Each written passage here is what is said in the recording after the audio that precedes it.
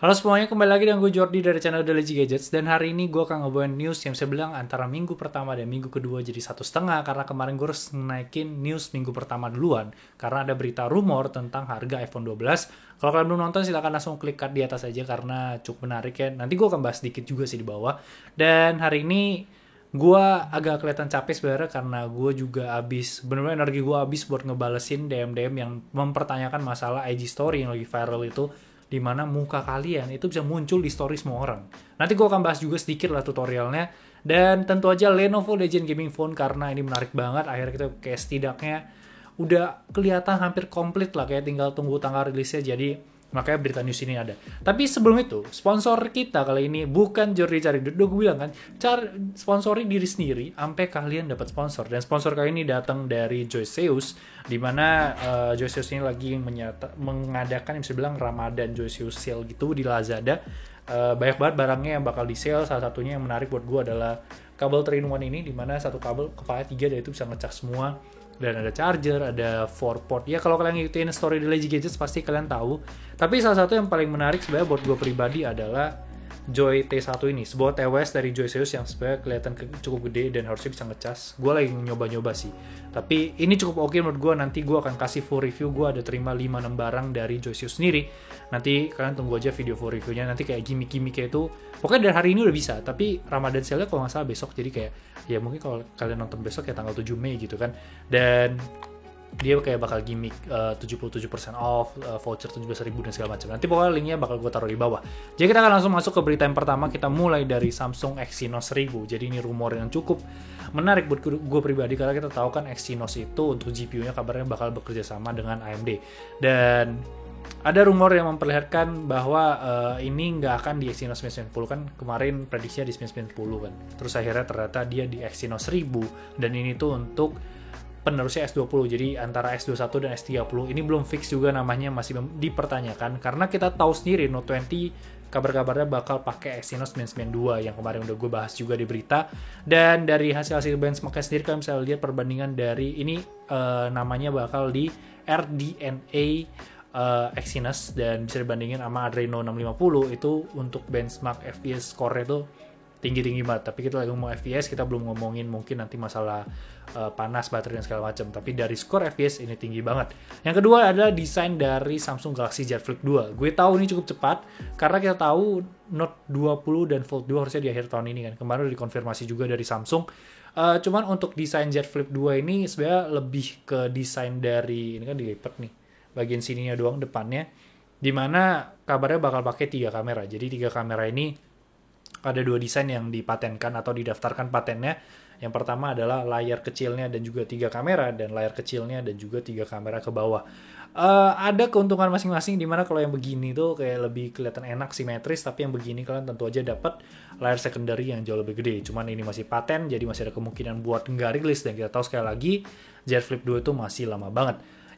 Yang ketiga adalah paten dari Oppo, dimana Oppo ini kan kita tahu suka ngeluarin smartphone yang aneh gitu kan, kayak zaman-zaman Shark Fin-nya, terus zaman-zaman Oppo Find X ya, ada segala macam. Dan dia baru aja mematenkan satu desain yang kayak mirip-mirip LG V5T, LG V60, di mana dia ada physical keyboard ya. Kalau kita tahu kan physical keyboard tuh kayak lahir tuh udah zaman-zaman BlackBerry, karena dia masih percaya dengan physical keyboard dibandingkan touchscreen. Dan dia tuh kayak kayak 2 layar lah, kayak foldable, cuman 1 layar lagi tuh kayak bisa dilepas untuk keyboard doang. Jadi kayak paten yang ya sekedar lewat. Dan yang terakhir ini Xiaomi Mi Band 5, dan ini bocor dan ini cukup dipertanyakan banyak orang. Walaupun secara desain ini terlihat keren, karena Mi Band 5 ini terlihat ada sebuah punch hole yang sepertinya akan digunakan untuk kamera.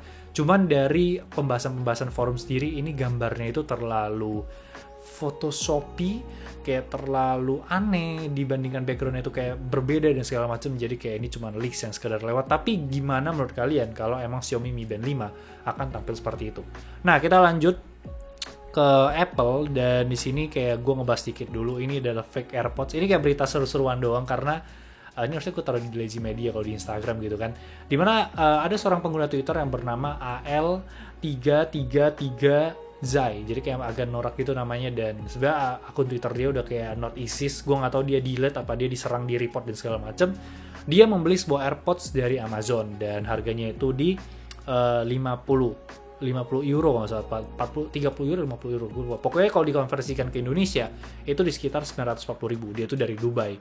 Jadi dia tahu kalau harga AirPods ini itu palsu, dan mungkin dia expect AirPods KW yang kayak udah gue review itu, yang kayak oh iya mirror segala macem. Cuman ketika AirPods-nya nyampe, AirPods-nya itu kotaknya segini bapak, dan gede AirPods-nya itu segini. Jadi benar-benar kayak AirPods Lollipop, atau mungkin AirPods buat gajah, atau ya mungkin Bluetooth speaker, atau mungkin itu sekedar hair dryer, karena bentuknya itu mirip banget sama hair dryer. Dan ini merupakan hal yang cukup lucu aja, karena dia tuh expect ya udah gue dapet AirPods KW gitu kan, kecil, ternyata yang datang tuh AirPods yang super gede. Dan ini menjadi sebuah pembicaraan juga di Twitter kalau nggak salah, ya di Twitter, karena beritanya tuh datang dari Twitter. Dan selanjutnya Apple BOE, ini kalau kalian ingat kan kemarin gue bahas masalah Samsung yang kabarnya bakal pakai BOE, karena Apple dan Huawei itu bakal BOE karena harga OLED-nya lebih murah. Dan ini seakan-akan tuh gue juga nonton dari John Prosser sendiri, ini menjadi sebuah tanda kenapa kalian tahu gue seberapa excited gue waktu tahu iPhone 12 itu bakal OLED, karena harga murah dibanding iPhone yang Pro tapi bakal OLED, itu menarik banget buat gue. Dan emang iPhone 12 yang paling kecil harganya memang turun, cuman kan kita tahu dia layarnya 5,4 inci, sedangkan yang 6,1 inci tetap tambah 50 USD. Kenapa bisa turun? Kemungkinan besar tuh karena dari BOE sendiri, itu karena dia bakal memasok OLED yang lebih murah dibandingkan punya Samsung, jadi kayak lebih menarik untuk si Apple untuk bekerja sama. Dan kan kalau kita lihat dari berita-berita juga katanya bakal ada underscreen ultrasonic fingerprint sensor kayak yang dipakai Samsung dan yang lain-lain untuk si Apple. Cuman gue bingung, udah ada Face ID ngapain ada Touch ID? Maksud gue kenapa harus ribet gitu? Tapi gue nggak tahu ya, gue adalah tim yang perlu Face ID dong, gue nggak perlu Touch ID. Tapi coba kalau kalian sendiri, apakah kalian tim Face ID dan Touch ID? Dan yang selanjutnya ini baru aja dirilis oleh Apple. Jadi kan kemarin dia baru ngeluarin MacBook Pro baru yang 13 inci, dan dia baru aja update untuk Apple WWDC 2020, itu bakal secara virtual online di tanggal 22 Juni. Dan ini menjadi bisa dibilang pertama kali John Prosser salah dengan bocorannya, karena internal date dari John Prosser sendiri itu di tanggal 1 Juni 2020. Jadi gue nggak tahu ya apakah Apple sengaja gitu ya untuk gue pengen bikin ini orang salah gitu, jadi diganti tanggalnya dan segala macam. Dan di tanggal 22 Juni ini tentu aja harus ya kita akan melihat peluncuran dari iOS 14 sendiri. Yang menarik tentu aja adalah over-ear headphone-nya Apple, jadi headphone Pro, AirPods Pro,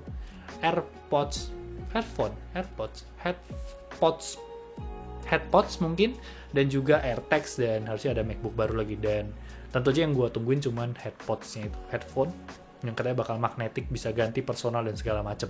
Jadi kalian tungguin aja apa yang akan dirilis oleh Apple di tanggal 22 Juni nanti. Nah, kita masuk ke berita terakhir. Belum. Kita bahas dulu yang masalah story ya. Jadi kalau kalian lihat story teman kalian tuh banyak tuh kan, kayak nih orang ngeselin terus ada muka kalian, terus kayak I love you ada muka kalian, terus kayak nih orang paling baik di dunia ada muka kalian, dan kalian bingung kenapa muka kalian ada di sana. Jadi gue jelasin di sini. Itu namanya adalah fitur komen, dimana fitur komen itu adalah kayak semacam stiker kayak question, give, stiker-stiker yang lain, dan itu kalian tinggal tarik ke ujung. Itu gue udah bikin tutorial di TikTok, bayangin gue bikin di TikTok tapi meledaknya di Instagram.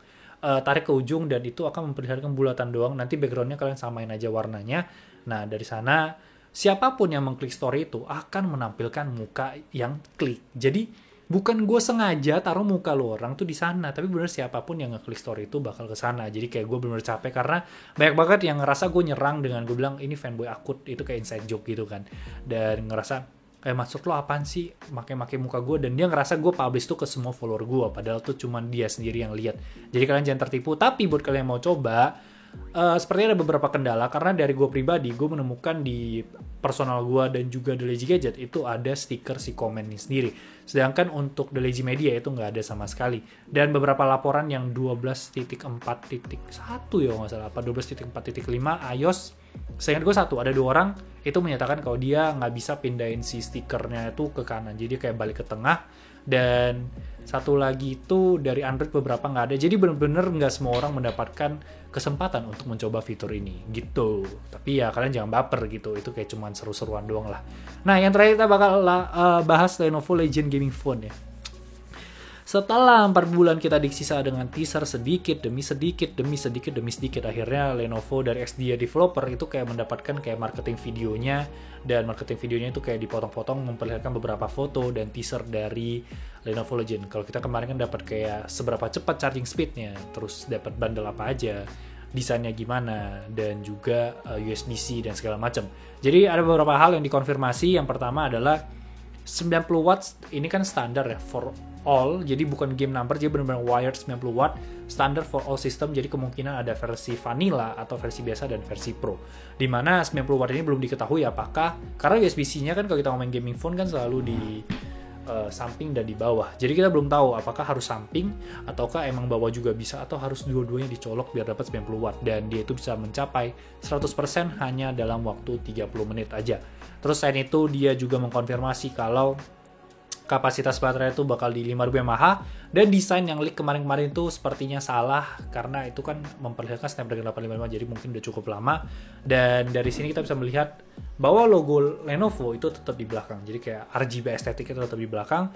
Anehnya kamera yang biasanya di bagian atas itu kayak sebelahan sama logonya, dan ini gue rasa karena gini loh, kan dia bilang dia mau bikin cooling yang bagus banget, jadi dia nggak mau cooling itu spesifik di satu tempat. Jadi dengan kalian pegang di kiri kanan, ini benar-benar difokuskan untuk nggak panas coolingnya. Jadi kayak mungkin bahannya polikarbon atau bahannya apa biar nggak terlalu panas, jadi semuanya itu mungkin bakal di bagian bawah. Terus itu kalau kalian melihat sebuah logo Legion atau Lenovo nggak usah, Legion di bagian atas, yang itu adalah sebuah pop-up kamera. Jadi pop-up kamera dari Lenovo Legion gaming phone itu bukan di atas. Sekali lagi, bukan di atas, itu di samping. Jadi ini cukup aneh ketika kalian mau selfie dan kamera muncul begini. Jadi kalau kalian selfie begini, kamera muncul ke samping. Dan setelah gue baca salah satu komen dari orang yang ngepost dari komen di post IG gue, karena dia bilang wajar bang, karena itu buat streamer, dan masuk akal banget karena ini handphone horizontal, ini naik buat streamer, jadi kamera ke depan dan bawah untuk ngecas. Jadi bener-bener buat gue cukup menarik karena Lenovo bisa memikirkan sampai ke sana. Terus di bagian belakang juga kalau nggak salah ada tulisan kayak semacam stylish outside, savage inside gitu, asik gitu. Terus dia juga warnanya biru, ini cukup menarik buat gue karena Lenovo Legion kan setahu gue lebih ke hitam merah, kalau nggak abu merah. Jadi mungkin gue rasa ini salah satu varian warnanya aja. Terus bagian depan layar dia bakal notchless karena tadi udah ada pop-up kamera. Kamera belakang dia di 64 megapiksel dan 16 megapiksel, dan juga kamera depannya dia di 20 megapiksel. Terus untuk spesifikasinya dari source-nya XDA developer, walaupun belum pasti ya, dia bakal Snapdragon 865, Android 10 dengan Lenovo ZUI 12 yang kabarnya bakal dinamain Legion OS. Ini kemarin udah muncul juga kan kayak ngasih lihat seberapa clean OS ini. Terus paling apalagi ya? Ya itu doang sih paling ya. Untuk coolingnya sendiri katanya ini agak susah karena dia marketing gimmick untuk bahasanya, jadi agak susah translate. Kabarnya itu kayak 3D cooling tower structure, dual heat pipe, dan long lasting cooling. Tapi ini cukup menarik karena kan Lenovo sendiri menyatakan bahwa mereka akan jauh lebih adem dibandingkan semuanya. Mereka akan jauh lebih adem dibandingkan Nubia Red Magic yang baru rilis. Oh terakhir, untuk layarnya dia di 120Hz dan touch sampling rate-nya itu di 270Hz. Resolusinya Full HD+, dan belum tahu OLED apa LCD, dan itu doang. Jadi Lenovo Legion Gaming Phone bisa dibilang hampir komplit untuk informasi-informasi yang bocor, dan menurut gue ini sangat menarik karena gue cukup antusias, apalagi dengan desainnya yang cukup melawan pasar. Apakah ini akan menjadi sebuah smartphone yang oke banget, ataukah dia akan menjadi sebuah smartphone yang flop banget. Jadi mungkin itu aja bisa gue bahas untuk news antara minggu pertama dan minggu kedua. Sekali lagi thank you untuk Joyceus yang udah provide gue dengan barang-barang. Jangan lupa dicek di Lazadanya, sekali lagi linknya di deskripsi. Seperti biasa jangan lupa like, comment, share, follow Instagram kita di @lazy gadgets, gue di Jordi Leonardo O-nya 2, dan jangan lupa subscribe. Thank you so much guys for watching, and I'll see you next time. Bye bye guys.